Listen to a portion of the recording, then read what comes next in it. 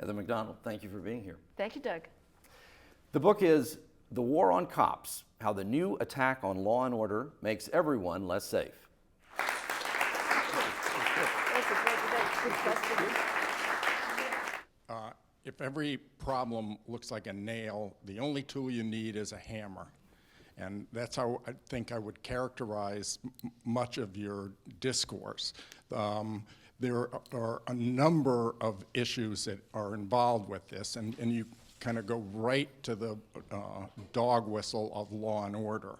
And I'm curious how the issue of gun violence in America is not related to the prevalence of guns.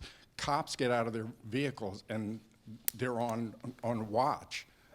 They're going up into dark areas or people they don't know, and I think they're rightfully concerned about what they're going to see when they get there, or what they're going to be confronted with. So how can that not be an issue? Well, thank you for your question. I completely disagree with your characterization of me using a dog whistle. I take it you're using shorthand saying that to talk about law and order is somehow racist.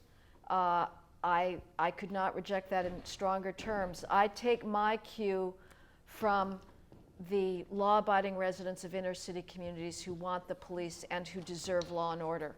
The whole narrative that this was, the phrase law and order drove out of the 60s as a way to continue to oppress blacks. The Johnson administration wrote a report in the 1960s talking about this terrifying rise in violent crime and the fact that the elderly were terrified to go onto the streets. So law and order is, as far as I'm concerned, an honest term about what the basis of civilization is. As far as gun violence, of course you're right. The United States has our homicide rate is 7 times higher than European industrialized countries plus Japan. Our gun homicide rate is 22 times higher than all of the Western industrialized countries plus Japan. I wish that fact would remain in people's minds when we hear about mass incarceration and how our incarceration rates are higher than Western democracies. Of course they are. Look at our rates of gun violence. It is violent crime that is driving the American incarceration rates.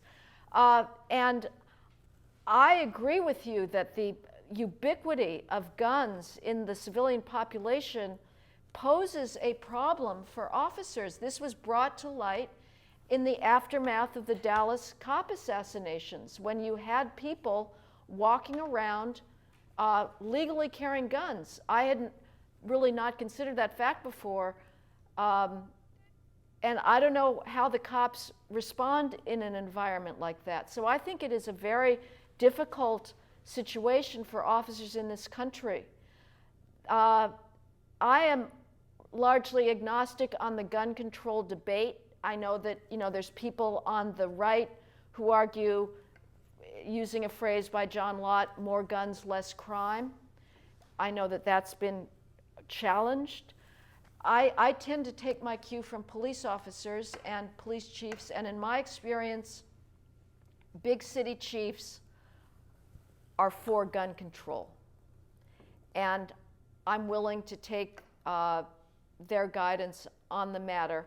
That having been said, there's two sides. Bernie Sanders was also right when at some point, as I understand it, he said in Vermont, everybody has a gun, and their rates of violent crime is virtually zero. So there's something else besides just guns and the ubiquity of guns in a population, and as far as I'm concerned, that something else is whether young males are being raised by their mothers and fathers so that they have a sense of deferral of gratification and impulse control. First, thank you for being here. Thank you. And I sure would hate to get into an argument with someone as articulate and eloquent as you, as Doug has found out. I don't know, he's got a good interlocutor here. Let me ask you your thoughts on a different aspect of this. a bit of my personal history. I spent more than 20 years in the Mississippi Delta as a judge, state and federal. Wow. It's an area that is known for its poverty. It is overwhelmingly black, and there is a tremendous amount of crime, mostly drug-related, but a lot of violent crime. And let me assure you, everybody has a gun in the Mississippi Delta. Yet, to the best of my knowledge, during the 40 years of my legal career, not a single civilian was shot and killed by a cop, nor was a cop shot and killed by a civilian. What do you account for the difference in the rural areas and the urban areas where you've got the same racial composition and the same amount of guns in the population? But you say there was a lot of violent crime. Was it a lot of gun crime, or it was not? A lot of gun crime, all black on black, or by and large. So the difference is that the police are not using their guns and the police are not being shot. Otherwise, the violent street crime, black on black crime, is the same as we see in cities. So right, but the cops are not shooting people. Well, a few got shot but not killed. Uh-huh. And this is over a 40-year period I'm talking about, or longer. Well, that may not be so unusual. Again, last year there were 987 fatal police shootings with 675,000. Most police jurisdictions have no police shootings to report. So, you know, New York City has averaging these days around 10 fatal police shootings a year, maybe 40 shootings. But we're a population of 8 million. So I don't know the size of the Mississippi Delta, but actually this may be fairly representative. That if you concentrate, and Judge Bogan and I are from the same neck of the woods. He would have sentenced me if I had committed a crime at the wrong point in time. But yeah, I think if we took that population and grew it proportionally, that maybe it would actually look the same over time. Yeah, interesting observation though. Right. Yeah. I would like for you to focus perhaps on your narrative to whoever is the next president on the decentralization of law enforcement in general. When I Can you speak up a little, or get the microphone Sure. a little closer? Thank you. I would like you to speak more to the next president if you're asked for that narrative. And I want to understand your perspective on the decentralization of law enforcement in general. Myself, a police officer, second generation police officer, and the role that we've taken on in 2016 and in the future, 2025, of how that looks so much different. We used to be so focused on, in my particular agency, we were very fortunate to be focused on community outreach and really addressing quality of life issues that lead to crime as opposed to dealing with crime and then trying to figure out what the causation problems were. But I really want to focus on law enforcement, as probably best said by the Dallas police chief prior to his retirement, is the task of a law enforcement officer today is 10 times greater than it was 15 years ago, 25 years ago when I first started, with the mental health issues that we deal with, being in the schools, the lack of core family values, all these things that we have sort of been challenged with outside the same support from local other government identities and at the federal level. I just want to understand your perspective on that as relates to crime, and when you talk about the Chicago police officers being fetal, how much is that part of being in that fetal position, does that play into it as well? Now, you said decentralization, not demilitarization of law enforcement, correct? Right. You're asking about the decentralization of law enforcement? Well, as it stands as far as what we're supposed to do during a 10 or 12-hour shift, those hours dedicated to proactive policing and community policing are now find ourselves less and less because we have mental health crisis that we deal with. We're dealing with youth at risk much more. So those proactive policing, when it comes to to the people that challenge race in policing, well, we're doing less of that every year because we're faced with doing so many other details as opposed to proactive crime fighting. Well, I would say that the social problems that are resulting from the breakdown of the family are not getting better, that's for sure. And so you do have more anarchic homes that you're dealing with, and perhaps more mental illness. I don't know.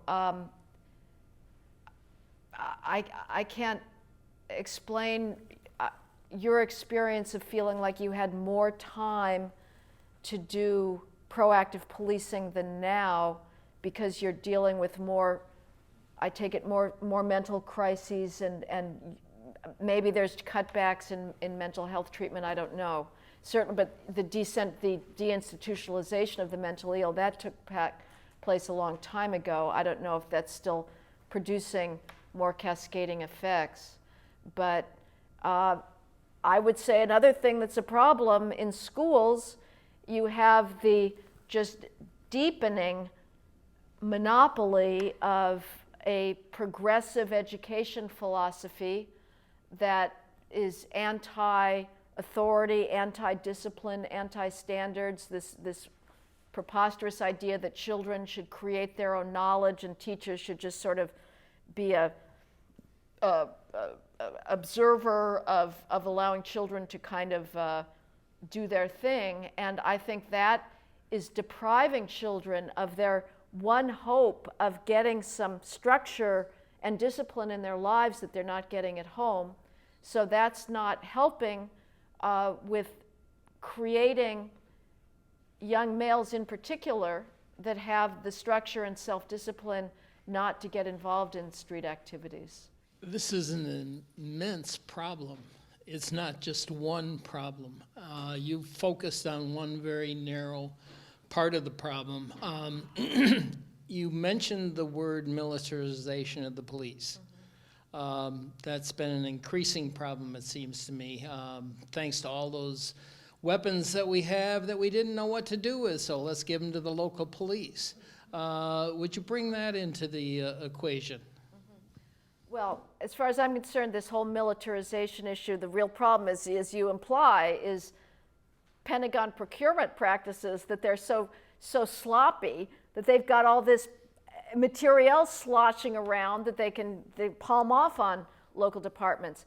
That having been said, I don't know, this is sort of a libertarian concern that, we've got the drug houses being knocked down. I think that is sort of a side issue to what I'm talking about here. It's not that that's not a valid issue necessarily, but it has come up certainly in discussing the urban riots. And my view is you don't get to blame your destruction of other people's livelihoods and property because the police showed up in riot gear. I'm sorry. You are the ones that are deciding to riot. You don't get to choose the method in which police are responding to try and preserve law and order. As far as militarization, we saw in some of the recent terror attacks, whether it's the Orlando Pulse nightclub shooting or San Bernardino massacre in the social services agencies, where those agencies did use robots and other type of more high-level military equipment to respond. So, well, I don't think it's necessarily the case that every single community in the United States is at high risk of a terror attack. There are issues where this comes up. I mean, the very development of SWAT teams came about in the sort of infamous bank robbery in the San Fernando Valley in LA, where the cops were just way outgunned with guns, and they're trying to keep up with firepower. The Baltimore Sun has done a very extraordinary series currently about the increasing lethality of inner city shootings, that the magazines are these add-on magazines that people should, they're going more and more for headshots, firing repeatedly. They find more casings at the scene. And just the brutality of these killings is just beyond belief. And cops are trying to keep up with that. Let's try to squeeze in two more questions. Let's go to Fred there, and then we'll come to the front for the last question. I'm very reluctant to talk about New York City, which I know little about, but I have been told, I think I heard it first 10 years ago, that a very large percentage of the uniformed New York policemen retired after full careers. I'm talking 80 to 90% having never pulled their weapon out of a holster on duty. Do you happen to know what that number was or is today? Well, as I said, every year there's about 40 police shootings. Maybe it runs from maybe 8, 9 to 12 or 13 fatal police shootings. So that's 40 times when an officer discharges his gun. We're a police force of 35,000. The cops have millions, I think 20 million civilian contacts a year. So it's a very, very low rate of officer use of force. Fred, I heard the mayor of Atlanta recently say that last year, calendar year, I can't remember the specific number, but it was 1 million plus encounters between Atlanta police officers and citizens, and I believe it was that a weapon was discharged not once in the course of the year by a police officer. If it wasn't zero, it was single digits. It was tiny, and it's also the case in some of the discussion. A whole different thing you just began to touch on there, but sort of gun policy and who should have which weapons and all that. Right. The officer could probably speak to this. I know that in many departments, it's a chronic issue of that because police officers fire their weapons so infrequently in the course of duty, that if there's not a very regimented training program to stay sharp, a lot of police officers, that's why you can end up in lots of jurisdictions where the officers actually may not be very good with their weapons, and that actually can lead to other kinds of problems. Or create the impression that the weapons they have are insufficient, to the situation. But it's a really interesting area of discussion. I mean, if what I remember is right, and if what you say is right, and I believe they are both true, then we have this almost minuscule occurrence of policemen in uniform drawing their weapons. And yet we have this perception that there's cops out there with gun blazing and shoot people on the street, and they can't both be true. First of all, thanks for coming. I very much enjoyed your presentation at the law school last year, so I was eager to attend today. Really, two things, if I may. You mentioned that stop and frisk was found to be illegal by a federal court judge. Just the practice of it. She can't declare the actual concept illegal because that's Supreme Court. In fact, wasn't that judge a very liberal anti-police judge? And did not the appellate court for that New York district grant an appeal, which Blasio chose not to pursue after he came in office? Right.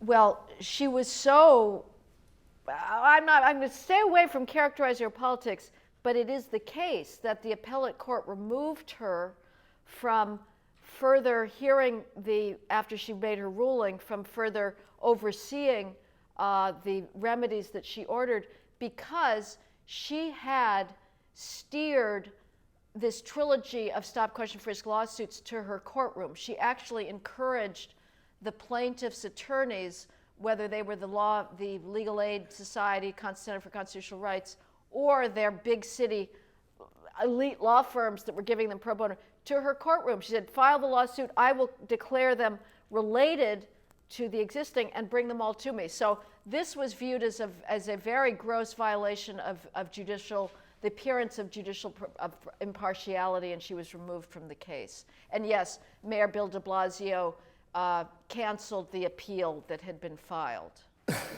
I'm really sorry we've gone so long. We also had to squeeze in an interview at the very beginning of all this with a local television station. So I think we need to stop right there. But thank you so much, and thank you all. And remember, there are books in the ante room.